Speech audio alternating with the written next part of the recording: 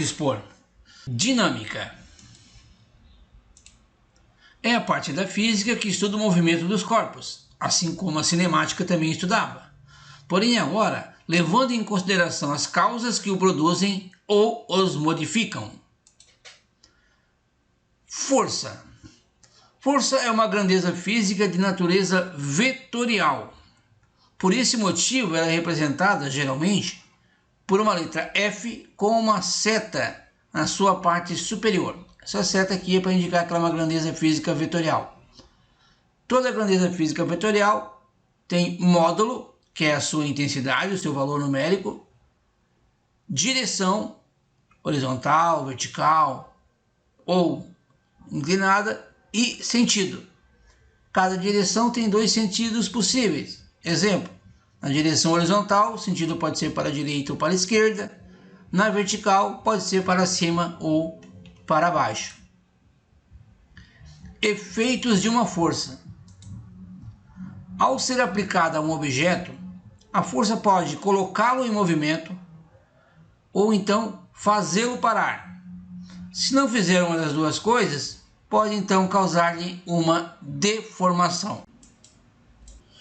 Medida de uma força. Para medir a intensidade de uma força, usamos um instrumento chamado de dinamômetro. É esse que aparece na figura aqui. Normalmente eles são constituídos por uma mola que sofre uma deformação quando um objeto é colocado no gancho que fica situado na sua extremidade. Conforme a deformação sofrida pela mola, associamos uma intensidade para a força que está sendo medida.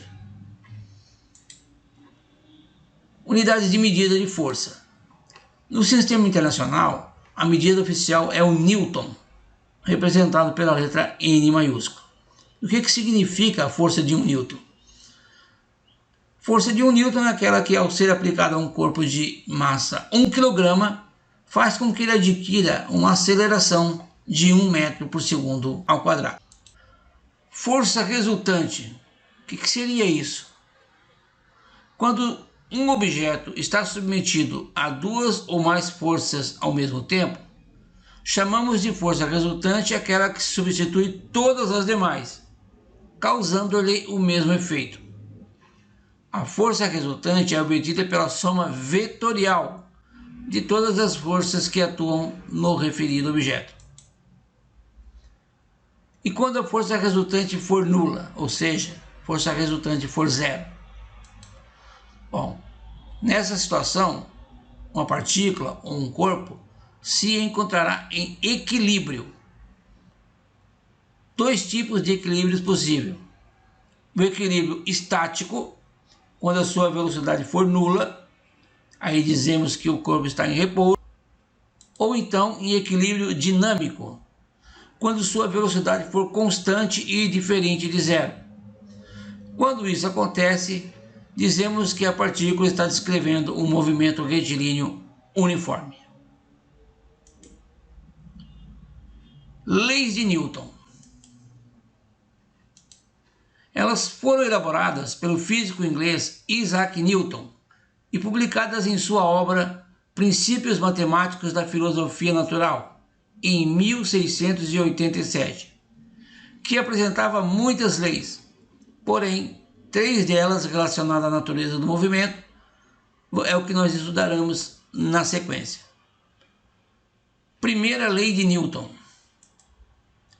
Ela também ficou conhecida como princípio da inércia. O que é a inércia? Ela é definida como sendo uma tendência que os corpos apresentam de resistir ou dificultar a mudança do seu estado de repouso ou de movimento.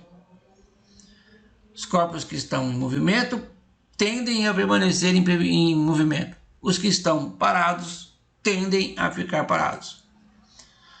A inércia é diretamente proporcional à massa do objeto. Assim, os objetos de maior massa apresentam maior resistência ou maior inércia.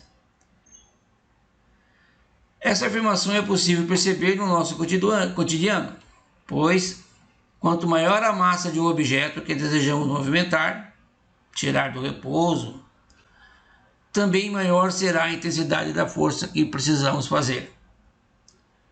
Se a gente tiver duas situações semelhantes, uma direção horizontal, um veículo de passeio e um ônibus, ambos parados, é bem óbvio a gente imaginar que para tirar o ônibus do repouso, precisa de uma força muito maior do que para tirar o carro de passeio, visto que a massa do ônibus é infinitamente maior do que a massa do veículo.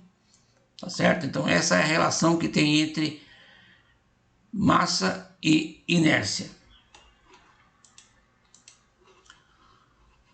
Outra constatação do princípio da inércia é o exemplo de que quando estamos em um ônibus em movimento, se caso ele precisa frear bruscamente, somos levados para frente.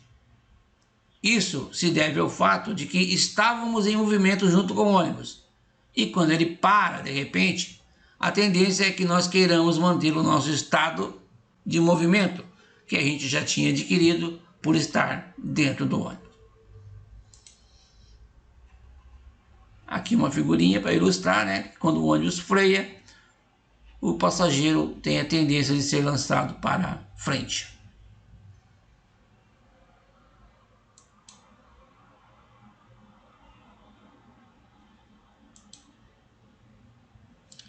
Aqui uma reflexão.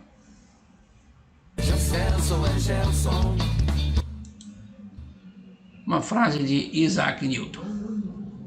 É isso, gente. Um abraço, até a próxima.